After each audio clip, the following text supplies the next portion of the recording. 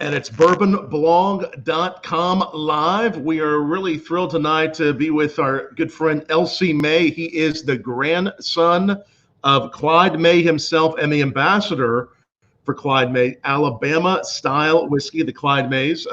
Welcome, L.C. It's good to see you again. Good to see you again. Thanks for having me. It's great to be on the show. Absolutely. So this is the question we were just talking before we came live. Your whiskeys, I've tried some of the others in the past. I'm trying the 110 proof Alabama style whiskey. Tell us about first of all, what is Alabama style whiskey? So Alabama style whiskey is unique to Clyde Mays. It's what that term means is that it's a bourbon that's finished with a hint of apple. It's not for flavor, it's for finish. It just helps smoothen the whiskey and give it a unique component. By no means is this meant to be an apple flavored product. It's just a nice subtle hint that we add at the very end of the aging process to help smooth it out. And that's what my grandfather was doing when he was aging his moonshine into whiskey. He would add a hint of apple to help eliminate some of that spice and burn and make it a little smoother. And he was doing that. Your grandfather did this back in the 40s. This brand goes back a ways. Correct. He was a moonshiner from 1946, around the time he returned home from World War II and recovered from his injuries. He began making moonshine to help provide a more comfortable life for his wife and growing family. And he did it until his death in 1990. Never sold a legal bottle in his life and served 8 months in federal prison in the early 1970s for making it. So he was the real deal. So he was the moonshiner and you all, as a family, the last several years. I mean, the brand really it goes back that far, but you all really revived this to pay homage and to put out something special for Alabama. Absolutely. This brand, it was started in the early 2000s, 2001 by one of Clyde's sons, my uncle, Kenny May. He started the brand, and his vision was, to tell the world about his father and the unique thing that he was doing and the unique whiskey he was creating that was so popular in that area. And we decided to create it, and it stayed very small for a long time. But now it's not only in all 50 states, but it's one of the fastest growing whiskeys in the country. We have a lot of fans of yours watching. Michael Mosley says he is drinking it now. Thanks for drinking that. And our buddy James from Man Tripping is saying hello. He's tuning back in. So thanks, James. Awesome. We did a live video with him this afternoon. So let's have a sip. And we'll talk about the 110, but let's have you talk about your whole product line. Right. Should we start here, or do you want to start with? We can start wherever you want. We can dive right into the 110 proof Sure. if you like. Sure. So we refer to this product as our special reserve. The reason we call it that is because it's a small batch and it comes from a select stock of barrels that are specifically designed and used for this product. It's 6 to 7 years old. It's 110 proof, as you mentioned, and it is finished with that Alabama style, that hint of apple, which, like I said, doesn't flavor it, but it really helps smoothen it out and bring a nice finish, brings it home, especially when you take into an account that it's 110 proof.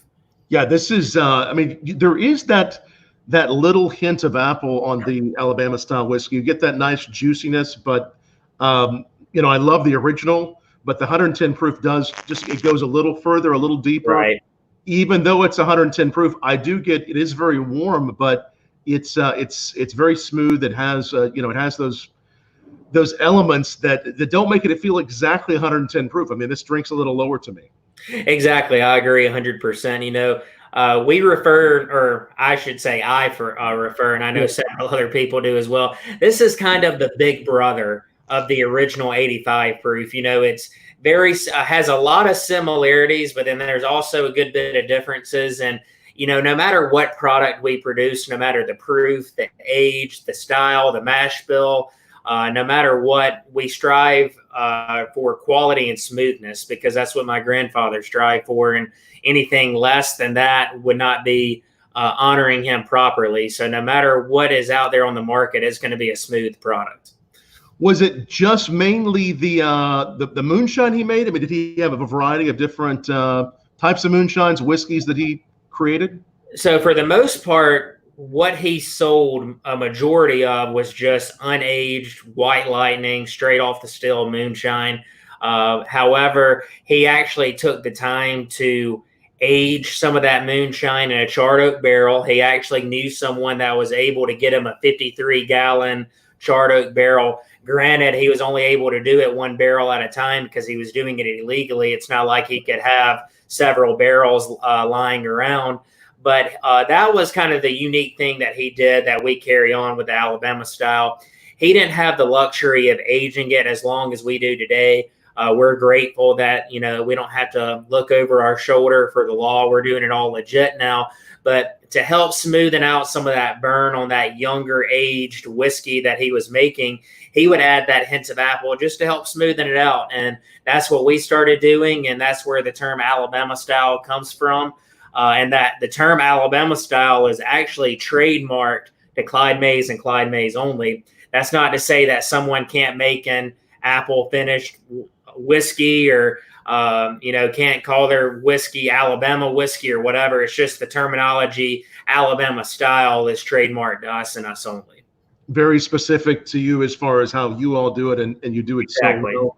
And it has these notes that are very bourbon-esque, but it has this great autumnal nature, slightly buttery mid-palate, and then the end is gently sweet. It's not overly sweet. It has this very deep, gentle sweetness on it. What do people most liken your whiskeys to, the Alabama style, whenever they taste them? You mean in what other brands do they compare? Yeah, what other kind of whiskey categories? I mean, it's an American style, but it is something that really does separate. Doesn't taste just like bourbon. Right. So unique. In terms of the reason it has these bourbon-esque qualities is because actually everything about it is a bourbon until we add that hint of apple. The only reason we don't call it a bourbon is because of that hint of apple. With the Alabama style specifically, it's really hard to compare just because we are doing something unique. But in terms of reaching out to, brands or other whiskeys that are kind of in the same wheelhouse, you got to kind of just look for the same flavor profiles. And that's kind of dependent on your palate, of course. But with the Alabama style, I've gotten comparisons to things like the High West American Prairie bourbon. Certain notes with that I tend to kind of compare to. Even some of the George Dickel's bourbon with 110 proof, I get certain notes with it as well, and a few others. But the Alabama style, like I said, is fairly unique and kind of holds its weight in its own category. Absolutely, Elsie. And I think it really is in its own category. That's why I was sitting here enjoying it, thinking, what does this remind me of? Because it reminds me of just a really great, very complex bourbon, but also this wonderful balance of sweetness. Frank Shenko says, hey guys, I love the 110. Oh, so smooth with the apple finish. Thanks for watching us, Frank. And if you do have any questions, again, you know how to do it down below. Ask. We can no matter where you're watching it, whether it's Facebook, Twitter, YouTube, we're watching all those, and we'd love to take your questions. And wherever you're watching this on, share the video, because it's so important that people know about this great product that we're seeing more and more now. And I'm really enjoying everything that I've tried that you guys make. So thank you. Yes, absolutely. So this particular one, the 110, 6 to 7 years old? Yes, 6 to 7 years old, correct. 6 to 7. And the younger brother, show us that younger brother, as you said, of that. Yeah, so I can actually grab that real. So I see you have a few Clyde Mays behind you. Oh, yeah. So basically, I have every bottle we've ever produced, even if it's the same product, just a different package. Very nice. This is that shelf you see behind me is like the untouched shelf, more for display. But then I have the exact same lineup below me that's open for tasting as well. Got one of each, one to grab here, one to grab there. Exactly. But the little brother is this one. It's the original Alabama style Clyde Mays. So when we started as a legal brand, this was the only product in our portfolio for many years. We didn't start introducing things like the 110, the bourbon, the rye until many years down the road. So that's why we call this one our original. Well, for two reasons. It's the original recipe, and it's also our original product in our portfolio. But it's 4 to 5 years old. It's a lower proof, 85 proof. It is Alabama style, has that hints of apple. And I want to stress, too, that we have several products, but a lot of people, because we're most known for the hints of apple and the Alabama style, a lot of people think that every product we produce has a hint of apple. That's not true. Only the ones that say Alabama style have the hint of apple. We have a straight bourbon that's just a straight bourbon, a straight rye that's just a straight rye, so on and so forth. But the first two we're tasting are both Alabama style with the hint of apple. Yeah, and that the original there again, it's 4 to 5 years old. That one. Correct. Yes, a little bit different mash bill, a little bit different age, a little bit lower proof, but overall, a lot of similarities, but also a lot of differences. Doesn't have quite the heat, which that's pretty obvious right out of the gate, just because the difference in proof. But also, too, it does have a few differences in notes as well. I get a little bit more dried orchard fruits in addition to the apple on this one versus what I do on the 110 proof. So I guess you could say it has a little bit more fruitiness to it, so to speak. Obviously, that's all a matter of opinion. Everybody's going to get different noses and palates, and that's just what I personally get. So, yeah, they're both they like you said, they're very similar, but they have some differences. Both I got a really nice kind of elegant kind of honeyed note on them. I mean, they're agreed, crisp, but not overly sweet. The sweetness is just balanced enough. And again, if you're watching, it's you're just joining us, L.C. May. He is the grandson and the ambassador for Clyde May's Alabama-style whiskey that traces its roots back to 1946. And the good news is, if you're watching in the USA, it's in every state, right? Correct. Every state. It is available. You can log on to our website, ClydeMays.com, and we actually have a bottle locator, or store locator, I should say, that'll show you not only liquor stores and package stores where you can purchase a bottle in your area, but also bars and restaurants that carry the product as well. And then we also, which this doesn't apply to all states, it just depends on your shipping laws, but we are available on reservebar.com if you prefer the online method to just have a bottle shipped directly to you. So you can get this, and I know we're all still, many of us still at home, not able to get out to bars and restaurants like we used to be. Hopefully, some of them are open around you. Definitely log on ClydeMays.com to learn about everything they do. Those are the Alabama style whiskeys and what you're really famous for. But I will say this: when I talked to you about a month ago on the Men Who Blog show, and I've already finished the bottle. It was so good. We tried your rye. Your rye is like is so tasty too. The rye is like really special. The rye is fantastic, and what I really I love the rye for many reasons, which of course I'm biased to the products in general. But the reason I love the rye, my grandfather was a very big proponent for rye. He believed that rye was your flavor grain. So while people associate moonshiners and moonshine with corn or corn whiskey, he was actually using a good bit of rye when he was making his moonshine. So, that's one way we kind of honor his legacy with this product. But in addition to that, our rye whiskey is 95% rye and 5% malted barley.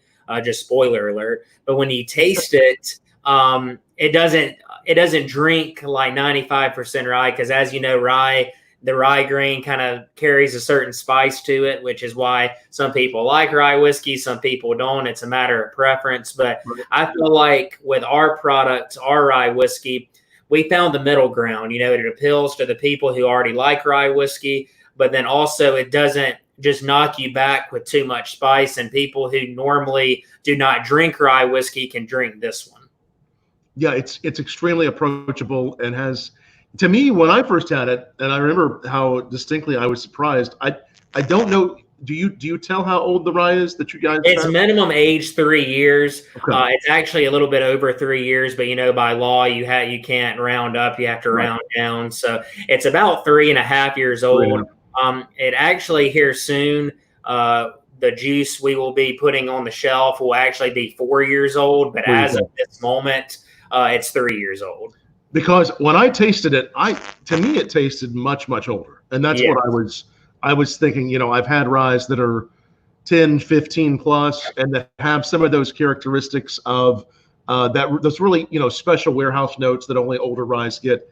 I got a lot of that on this again, relatively speaking, from 15-year plus. This tasted much older than several years old. In fact, I would have guessed it, 6, 7. I mean, I don't know what I would have probably guessed it more. It was so complex. You guys did a great job with it. Well, I appreciate that. And part of the reason that is, and why that is the case is, with everything we do, you can't rush the process, especially in today's industry. People want to hop on the train and get to what's on fire, what's a hot product. And we had our rye aging, but we did not have a specific time we were going to release it. We didn't say, okay, we're going to release it in March of 2018 or whatever. We didn't have a set date. We just kept tasting it until it met our standard of excellence. And once it did, then it was like, okay, it's ready. Let's take it to market. So, and that's the key with bourbon and whiskey in general. You just can't rush the process, and it's hard to be patient because you got to sit there and just stare at a barrel. And that's not to say that you can't get younger products that are not good. You absolutely can. I've had some phenomenal bourbons and stuff like that are young, but it's at the same time though, you don't want to just try to jump on the train too early. You got to be nice and patient and just let it mellow out. Excellent. It's so true. And again, it's Clyde May, and you're watching BourbonBlog Live. Wherever you're watching, make sure you follow this on Facebook, on Twitter, on YouTube, and also bookmark bourbonblog.com/live. We're here just about every night talking with new distillers, brand people, just great folks. We'll be back with you tomorrow night at 8 p.m. as well. So just keep on coming back and tasting some really great whiskey and spirits with us. And I think we did have a question that might lead into, we talked about the Alabama style, the rye. There is the bourbon. Do you have one of the bottles of bourbon there near you? Yes, I have. See what the bourbon looks like, so people can know what to look for. Yeah, that's the bourbon. Now, is this a similar recipe to the Alabama style, but done differently? So actually, it's the same mash bill as the 85 proof original recipe. Okay. And it's similar age as well, but the difference is most important. There's no hints of apple. It's not Alabama style. Right. Just a straight bourbon. Also, it's a little bit higher proof, 92 proof. And additionally, it's non-chill filtered, whereas the 85 proof is chill filtered. But I should also say the 85 proof is the only product that is chill filtered. The rest of our products are non-chill filtered. But because of even though that's just in the grand scheme of things, that seems just like a few differences, it can make a big difference in terms of being a completely different and unique product. That's amazing. Someone said they really enjoy the Clyde May's brand. They haven't seen the 10-year-old expression. How limited, or is it new, and how limited is it? I know there's that's one of the other. There's some other older expressions you have. Right. The answer is kind of yes and no in terms of. So we did the answer to is it a limited release? Absolutely yes. It's highly allocated. Just a few thousand bottles are produced each and every year, and that's shared, across the country. Obviously, Alabama is our home. It's, everything about this brand has its roots in Alabama, but we only get about like 200 or 300 bottles of it a year. Wow. If that tells you anything, just how limited this product is. Right. But we did something unique when we released it. It is an Alabama style. It's a cask strength. I can show it to you. Let's see. This is the 10-year-old. Yeah, this is the 10-year-old. So we actually we started this as an 8-year-old, and then the next year was a 9-year-old. and then the year after it was a 10-year-old. That's the unique thing we do. It's not the same age statement every year. It gets a year older. And last year, we're actually up now. The one we're releasing this year will be a 12-year-old. And the one we did last year, an 11. However, you can, search around in a few stores, depending what state you're in, and you might get lucky and come across the 10-year-old. However, if you're looking actively for that limited release, you're more than likely going to find the most recent one, which would be the 11-year-old 120 proof expression. That's 11 years old. And again, it's the 11-year-old expression of the Alabama style. Yes, it's an Alabama style cask strength. So it's 120 proof, and it does have that hints of apple. However, with it being bottled at cask strength, it tones the hints of apple down even more than you get in the other two. However, it does just enough to make it a very smooth cask strength product in comparison to others. We also have a cask strength straight bourbon. That's a limited release, and I can show you that one as well. Let me turn it around. Wow. Another limited release. Yeah, so this is another limited release. I'll take it out of the wood. It even has a box. Yeah, it's in a nice little wood box. Nice. So this is the 10-year-old cask strength bourbon. It's equally limited. Hard to get, but it doesn't have the Alabama style. That's the main difference. It's just a cask strength bourbon. It's unique in the sense that we actually kept this at 10 years old for the first couple of years, but the new release, which will actually be, I believe, in January of 2021, will be a 13-year-old expression. So look out for it as a late Christmas gift next year. But we have several limited products. We have products that are, fairly widely available. And I do know that some of the limited offerings have been available on reservebar.com, just depending on what's available. So depending on what state you're in, if you're really looking, and you don't know which store to find it in because of the fact it's limited, check out reservebar.com to see if you can find yourself an Easter egg. Excellent. Someone's asking about, again, this is the Conecuh. I'm saying it the right way. That's correct. Conecuh Ridge. Someone is asking if the Conecuh recipe is still around. So really the recipe itself, or the main thing we do to pay homage to my grandfather, is the hints of apple. That's kind of the main part of the recipe. However, in terms of his exact mash bill and specifications, it's a little bit different just because technically it was a moonshine. When you do moonshine, there's actual sugar involved and stuff like that. And once we get our distillery open and running in Troy, Alabama, I do hope to actually do some experimentation with kind of the moonshine recipe that's aged into a whiskey and really get experimental with it. So the answer is yes. It's not exactly like that in the bottle today. However, in the future, I'm sure you'll be able to find something that is as close as possible to what my grandfather was doing. However, the Alabama style products do a great job of doing that already. Yeah, they're so good. And Max on YouTube, thanks for that question. And again, this distillery will be coming to Troy, Alabama in the next. Yeah, so we believe that the distillery, the phase one, I say the important stuff, but what I mean is the stuff that's non-touristy, the actual distillery, the rick houses, the bottling facility. We hope that'll be up and running kind of in the Q4 2021, because we'll be breaking ground this fall. Infrastructure is starting very soon because the property we're using actually used to be an old horse farm. So there's literally no current roads or anything that go to it. So we're having to build, actual roadways for construction trucks to have access to it and things like that.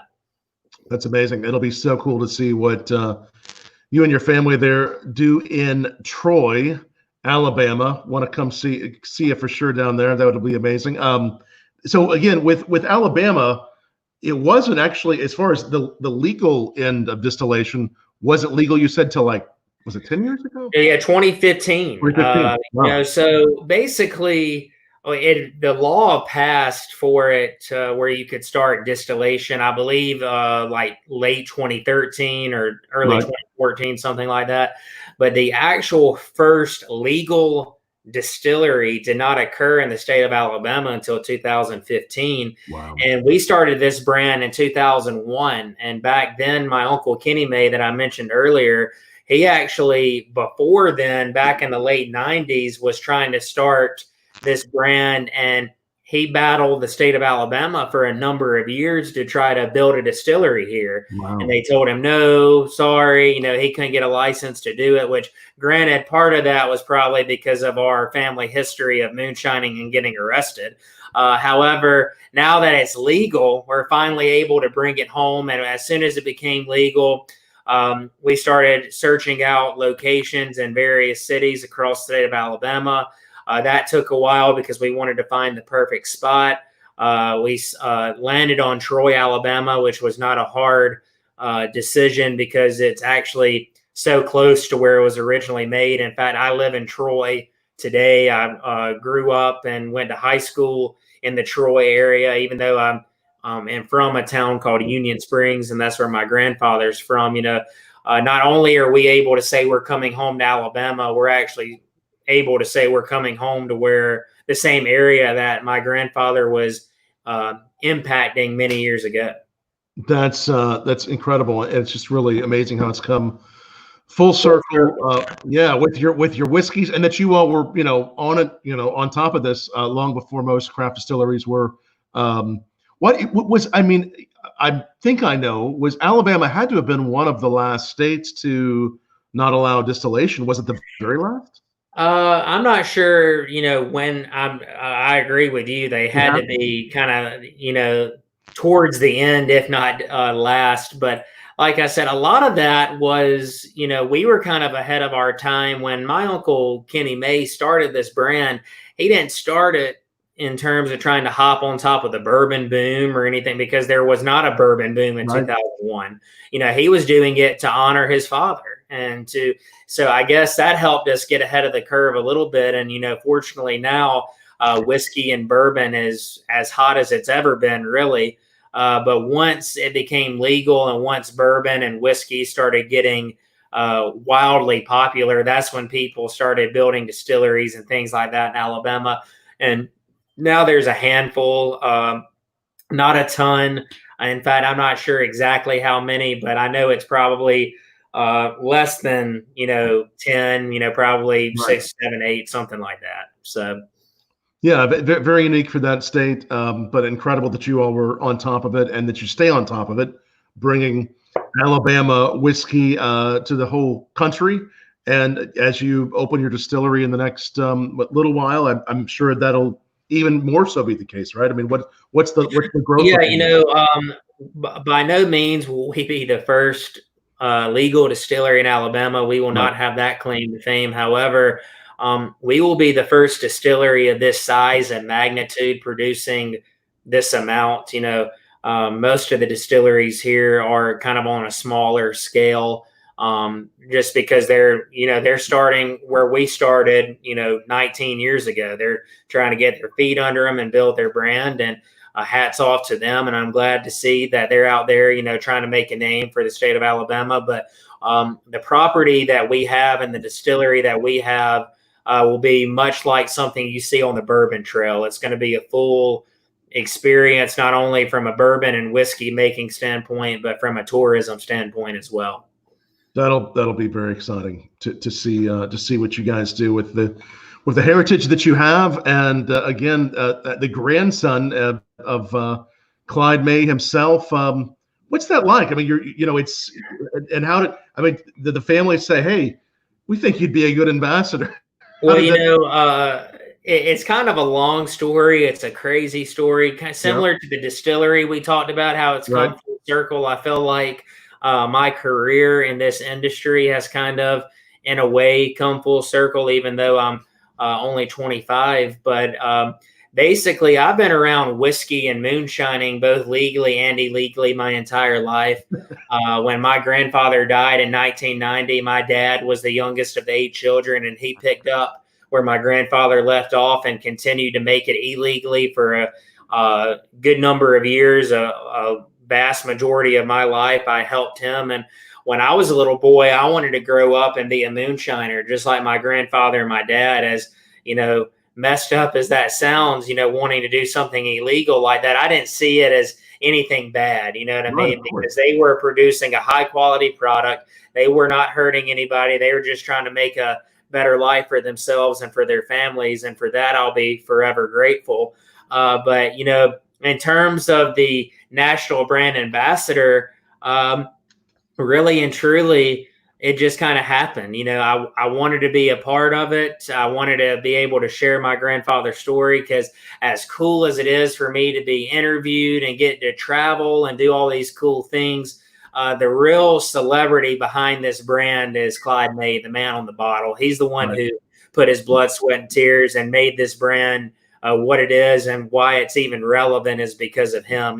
I just speak for him because he can't speak for himself. And I take a lot of pride in what I do and carrying on his legacy and carrying on that legacy of hard work and being honest and making a great product.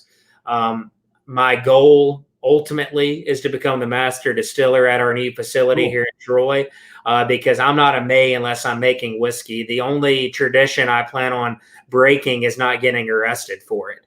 I don't plan on getting arrested anytime soon. That's a tradition I'm breaking. All other traditions, I'll continue though. So. You'll continue those. You'll even try making some of that original, some of the original recipes. I mean, obviously, exactly. And there's a few things. There's a few things that my grandfather did and experimented with. A few things that my father has done and has experimented with.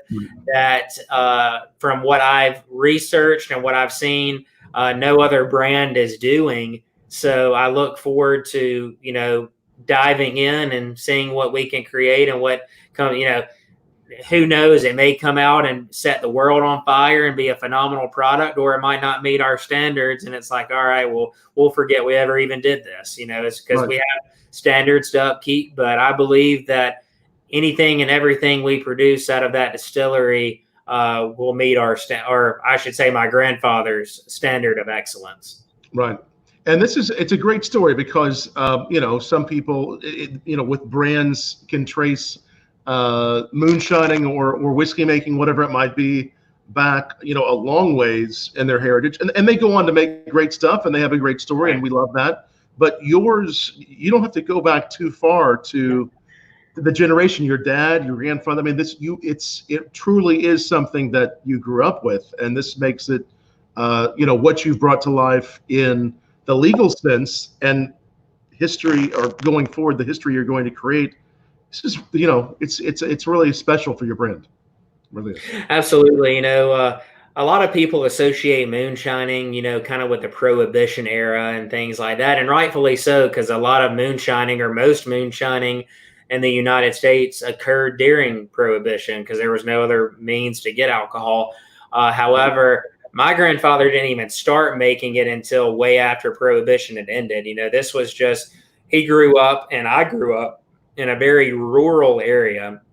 It's an area that doesn't have a whole lot to offer in terms of providing a stable and comfortable means for your family. That's why I have so much respect for what my grandfather was doing, what his 4 sons did, including my father, even what his competitors and other moonshiners, they weren't there to, beat each other up or, go after each other. They were all friends and knew what they were doing and just worked hard at what they did and, continue to do it. And for me to have seen it firsthand, people almost think moonshining is, extinct. I know you see it on shows like Moonshiners and things like that. But in terms of the real deal, have to watch out for the law, no cameras on you kind of thing.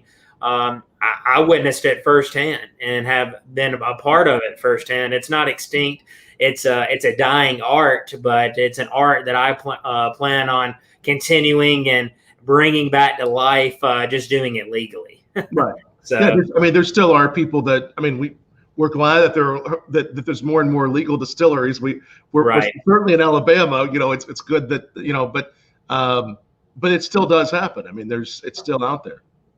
Yeah, especially in, still in the area, I mean, you can research this. I mean, the ABC, which is the alcohol beverage control here in the state of Alabama, they created not long ago, back when my dad was still making it. It was like 2010, 2011. You can research this, Google it. I believe Vice Media did a story on it. They created a moonshine task force.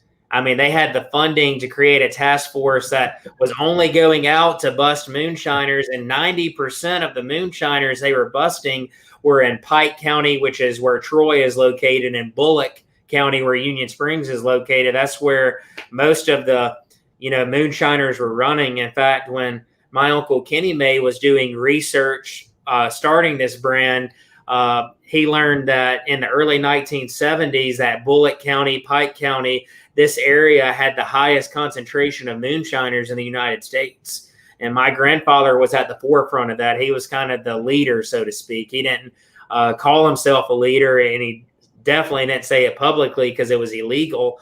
But, moonshining is by no means dead. It's definitely a dying art. And many of the moonshiners that I've known or still know either do not make it anymore, or were older generation and have passed away, or things like that. So it is a dying art. But like I said, I plan to bring that flavor and that uniqueness to it legally once we get things up and running in Troy. That'll be very exciting. And again, LC May of Clyde May's Alabama-style whiskey, all their whiskeys available. Well, some of the limited editions ones you have to look for, but their main ones available in all 50 states. So that's cool. You can find them. You can also go to, and I'll put the website up once again here in a moment, ClydeMays.com, to actually find out where to buy them. It sounds like someone watching on YouTube that I believe may have had some of that original moonshine. Was it called the original Kaneka? Is that what they used to call the moonshine? So, when my grandfather or my father made moonshine, he didn't market it as like, okay, hey, basically you just knew when he bought some, like, this came from Clyde May. The only thing that had any kind of name to it, the whiskey that he would age in a barrel, when he started that actually started as something that he gave to some of his best customers around Christmas. And then it got really popular, and people started requesting it and wanting it. So a lot of people who wanted my grandfather's aged whiskey, they would say, hey, I want some of your Christmas whiskey. So it kind of got, kind of that name. But, other than that, in terms of some of the terminology, like Alabama style or original recipe or anything like that, that's something we've marketed with a legal brand. But from the illegal side of it, it was just, hey, I bought this from Clyde May, or hey, I bought this from Billy May, or, so on. Maybe what he's asking is what's closest to maybe some of those original ones. That would be the Alabama style whiskey. Yes, that would be the original recipe, the 85 proof, the 110 proof. Those would be the ones that most closely adhere to it. Yes, and pretty cool if he tried some of that stuff back in the day. It's exciting to have people that will come back like this gentleman that'll say, hey, we tried that back in the day, and following what you do. I mean, it's really it's quite a story, and it sounds like you're just going great places with the brand. Are there any cocktails that I mean, I think it's great by itself, but with the Alabama style whiskey, anything in particular that's done in a theme of Alabama that you like to mix it with? We've done a couple of things. Personally, when I get asked that question, when I'm drinking this product, 99% of the time I'm drinking it neat or on the rocks.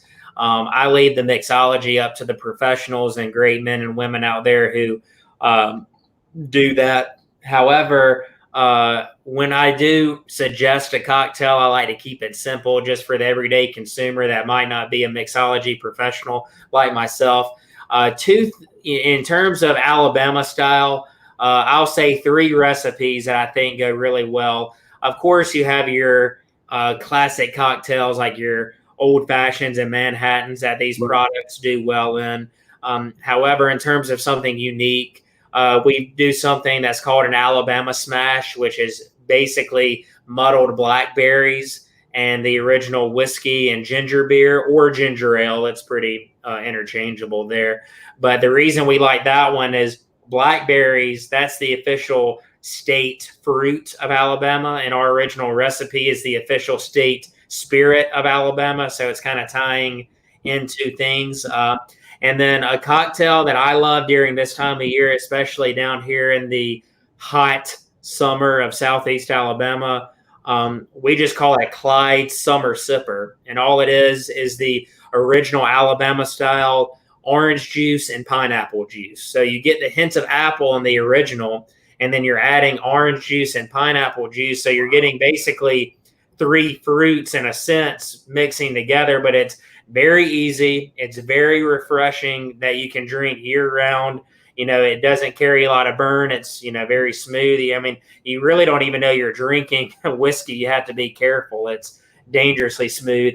And then during the time of year where it gets much colder, just, a good old hottie toddy or, hot apple cider, and especially that special reserve, that 110 proof when it's cold outside, hot apple cider, that and a dash of cinnamon, forget about it. Forget about it. So just with that little hint of apple, I can imagine. Exactly. With 110 proof. There's so much going on with the flavor of this. The more I sip on it, and I really am enjoying sipping on it. The buttery notes that come through, that sometimes I just get some of those buttery notes on like really old bourbons, but you get those buttery notes on it, very autumnal. And again, just like the rye, I mean, to me, it drinks a lot older and more complex even than 6 to 7 years old. It's delicious stuff. Thank you. You've done a great job with this. You guys, it's like I said, we have a standard to meet. When my grandfather made whiskey, he didn't stand for excuses. What made him stand out from all those moonshiners I mentioned earlier is he wasn't worried about, of course he was worried about getting caught, but he didn't rush the process. He took his time. He was very clean. He cleaned everything after every run. And then, he would make a batch of moonshine or whiskey and he would taste it. And if it didn't meet his standard, he wouldn't even sell it to anybody. And, to other moonshiners, they're like, well, there's somebody who'll buy it and they'll mix it or whatever. I'm going to sell it. I'm not going to waste my money here. But in his mind, his reputation was attached to every batch that he made. So if he sold somebody a batch of whiskey that wasn't as good as the last batch he sold them, in his mind, he was selling them a lie. So he refused to do that. And that standard of excellence, that hard work ethic, that level of honesty is what people really admired and why people kept coming back to him and wanting specifically, hey, I want what Clyde May made because I know whatever I get from him is going to be excellent. So that's why I say no matter the greatest tribute we pay to Clyde May is simple. No matter the age, no matter the mash bill, no matter the barrel, the rick house, all the fun things that create a flavorful bourbon or whiskey, no matter what it is, it has to meet that same standard of excellence in order for it to have the name Clyde May on the bottle. Excellent. And no, so the gentleman we were talking about, Max, just shared this story because he was the one asking. He said he had a professor at Tuskegee. Am I saying it the right way? Tuskegee, yes. Tuskegee, that's right. That's one town over from Union Springs, like the Tuskegee Airmen and the Red Tails and stuff like that they made movies about. And Tuskegee University, George Washington Carver, Booker T. Washington, stuff like that. Tuskegee. All right, Tuskegee University. This guy had a professor at Tuskegee University in Alabama who had some of the original moonshine. And yes, he was able to have some. It was the Christmas special. The professor, who was quite old then, had a bottle of that. This guy who was watching got to drink it, and he said he called it Mr. May Christmas Special. Yeah, it's I've come across quite a few people who have, of course, where I grew up, everybody knew my grandfather and my father and had some of their whiskey, but I've been all over, the country and had not only people who had what my grandfather had, but the original product we made legally back in 2001. We've changed packaging, all that stuff. I've had people in faraway places like Texas who met my uncle Kenny May in Alabama and had him sign a bottle, and then they brought it to me when I was doing a bottle signing or something like that in Texas. So, there's a lot of people out there who have had my grandfather's original stuff, my dad's original stuff, and then the original product that we produce legally. And that makes me happy to see that, not only is the legacy being carried on, but we have lifelong fans out there. So yeah, it's and which really shows how important moonshining, the history of the country, it's all tied together, and how it eventually let us arrive in Right. The growth of craft distilling. It's all connected, and it's really important that we have these stories and conversations. And the fact that you do have a lineage of moonshiners, I think, is so important to what's happening now with as brands continue to grow. This is how, they don't always talk about it, but many craft distillers get their start as moonshiners, or at least practicing on a still, and that's how they grow it. So this is important to the business. Absolutely. It's I'm happy to see it. I've been fortunate to meet a lot of people, and they tell me the story about their grandfather or great grandfather or whatever it may be, and how they made moonshine and made whiskey, and they think it's so cool that my grandfather did it, and we've been able to carry on his story and legacy. And as cool as it is to talk about the moonshine and everything, I just love talking about my grandfather. I think I know it's crazy to think how a man's kind of the characteristics he stood by go into an actual whiskey, but they do. When you care about those little details can add up and make a huge difference in quality. And that's, what he stood for, but that's how he was with everything, not just moonshining. It didn't matter if he was building a birdhouse or making a batch of whiskey. It had to meet his standard of excellence. And that's the legacy we carry on today. And it's really fun to see people get excited about this product and this story. And as much as we've grown and as cool as it is to see, I also know we're only scratching the surface. So I look forward to what I know will be a fun ride and a fun time in this business, fun career in this industry, in this business. Absolutely. And as you look forward, as you mentioned, you're 25. You've only just begun with what you're doing with Clyde May's and your future. What do you hope that let's say you do have a grandson or a granddaughter, your next generation, what do you hope they'll say about what you all did in this generation someday? I think a lot of the characteristics that my grandfather had are things that are kind of lacking in today's society, And another thing is my grandfather, what he was doing and kind of his generation, or at least, the ones, and I can't speak for, nationwide, but I know the folks that grew up in Union Springs, Alabama on Rapid Road. I can tell you that the things they did and the things that people say about them are not things that they said about themselves. Like my grandfather didn't go around and say, hey, I'm the hardest working guy in this community. I'm the most honest guy in this community. He let his actions do the talking for him. He didn't have to brag. He didn't have to do anything like that. And I think, let your actions do the talking for you. And same thing with whiskey.